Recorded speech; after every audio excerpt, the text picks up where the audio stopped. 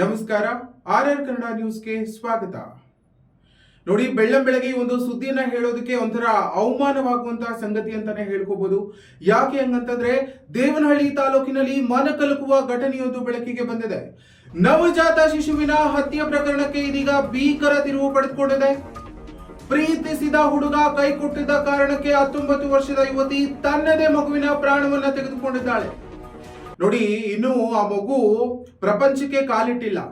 ಈ ರೀತಿಯಾದಂತ ಸಮಾಜದಲ್ಲಿ ಒಂದು ಸಮಾಜದ ಭಯಕ್ಕೆ ಎದುರಿ, ಆಕೆಯ ಒಂದು ಮಾನಕ್ಕೆ ಎದುರಿ ಈ ರೀತಿಯಾದಂತ ಒಂದು ಕಟ್ಟು ನಿರ್ಧಾರವನ್ನ ತೆಗೆದುಕೊಂಡಿದ್ದಾಳೆ ಅಂತಂದ್ರೆ ನಿಜವಾಗ್ಲೂ ಒಂಥರ ಅವಮಾನವಾದಂತಹ ಸಂಗತಿನೇ ಹೇಳ್ಬೋದು. ಇಂತಹವರಿಂದಾನೇ ಈ ತಾಯಿ ಕುಲಕ್ಕೆ, ನಮ್ಮ ಹೆಣ್ಣು ಕುಲಕ್ಕೆ, ಪವಿತ್ರವಾದಂತಹ ಹೆಣ್ಣು ಕುಲಕ್ಕೆ ಇಂತಹ ಒಂದು ಹೆಣ್ಣು ಮಗಳಿಂದ ಕಳಂಕ ಸಿಗ್ತಾ ಇದೆ.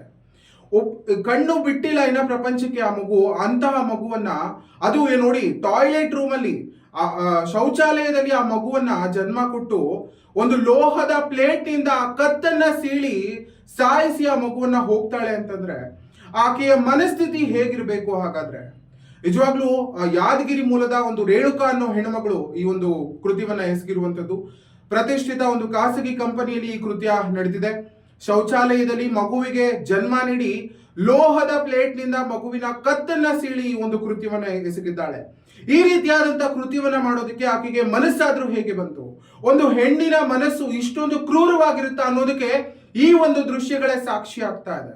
ಸಮಾಜದಲ್ಲಿ ನಾವು ಹೆಣ್ಣಿಗೆ, ನಾವಿವತ್ತು ಇಲ್ಲಿ ನಿಂತು ಮಾತನಾಡ್ತೇವೆ ಅಂತಂದ್ರೆ, ಈ ಪ್ರಪಂಚಕ್ಕೆ ಕಾಲಿಟ್ಟಿದ್ದೇವೆ ಅಂತಂದ್ರೆ ಅದಕ್ಕೆ ಹೆಣ್ಣು ಕುಲಾನೇ ನಮಗೆ ಒಂದು ಧೈರ್ಯ ಆಗಿರ್ಬೋದು, ಅಥವಾ ಹೆಣ್ಣು ಕುಲಾನೇ ನಮಗೆ ಆಧಾರ ಆಗಿದೆ. ಆದ್ರೆ ಈ ರೀತಿಯಾದಂತಹ ಹೆಣ್ಣು ಸಮಾಜಕ್ಕೆ, ಒಂದು ತಾಯಿಗೆ ಗೌರವಿಸುವಂತಹ ಒಂದು ದಿನಮಾನಗಳಲ್ಲಿ ನಾವು ಇರಬೇಕಾದ್ರೆ ಈ ರೀತಿಯಾದಂತಹ ಒಂದು ಕೃತ್ಯಗಳು ನಮ್ಮ ದೃಶ್ಯಗಳಿಗೆ ಕಾಣಿಸ್ತಿದೆ ಅಂತಂದ್ರೆ ಯಾವ ರೀತಿಯಾದಂತಹ ಸಮಾಜದಲ್ಲಿ ನಾವಿದ್ದೀವಿ? ಆಕೆಯ ಮನಸ್ಥಿತಿ ಆದ್ರೂ ಏನಾಗುತ್ತೋ? ಹುಡುಗ ಕೈಕೊಟ್ಟ ಅನ್ನೋ ಕಾರಣಕ್ಕೆ ಆಕೆಯ ಮಾನವನ್ನ ಉಳಿಸ್ಕೊಳ್ಳೋದಕ್ಕೆ ಈ ರೀತಿಯಾದಂತಹ ಕೃತ್ಯವನ್ನ ಎಸಗಿದ್ದಾಳೆ ಅಂತಂದ್ರೆ ಆಕೆಯ ಮನಸ್ಥಿತಿ ಎಷ್ಟು ಕ್ರೂರವಾಗಿರ್ಬೇಡ. ಇನ್ನು ಆ ಮಗು ಕಣ್ಣು ಬಿಟ್ಟಿಲ್ಲ ರೀ. ನೀವು ಆ ದೃಶ್ಯಗಳಲ್ಲಿ ಗಮನಿಸ್ತಾ ಇರಬಹುದು. ಶೌಚಾಲಯದಲ್ಲಿ ಜನ್ಮವನ್ನ ನೀಡಿ ಲೋಹದ ಪ್ಲೇಟ್ ನಿಂದ ಕತ್ತು ಸೀಳಿದ್ದಾಳೆ.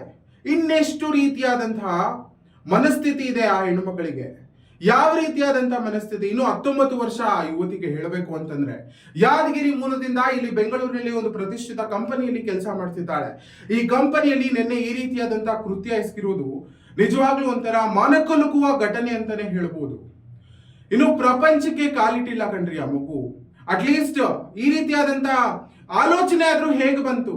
ಆ ಶೌಚಾಲಯದಲ್ಲಿ ಆ ಮಗುವಿಗೆ ಜನ್ಮವನ್ನ ನೀಡಿ ಆ ಮಗುವನ್ನ ಡಸ್ಟ್ ಬಿನ್ ನಲ್ಲಿ, ಲೋಹದ ಒಂದು ಪ್ಲೇಟ್ ನಿಂದ ಕತ್ತನ್ನ ಸೀಳಿ ಡಸ್ಟ್ ಬಿನ್ ನಲ್ಲಿ ಎಸೆದಿದ್ದಾಳೆ ಈ ಒಂದು ಯುವತಿ.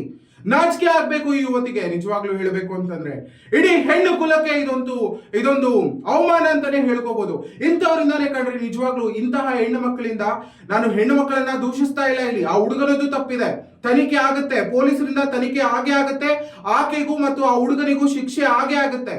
ಒಂದು 19 ವರ್ಷದ ಯುವತಿ ಒಂದು ಮಗುವನ್ನ ಈ ರೀತಿಯಾಗಿ ಇಷ್ಟು ಕೆಟ್ಟದಾಗಿ ಸಾಯಿಸ್ತಾಳೆ ಅಂತಂದ್ರೆ ಇನ್ಯಾವ ರೀತಿಯಾದಂತಹ ಸಮಾಜದಲ್ಲಿ ನಾವಿದ್ದೀವಿ?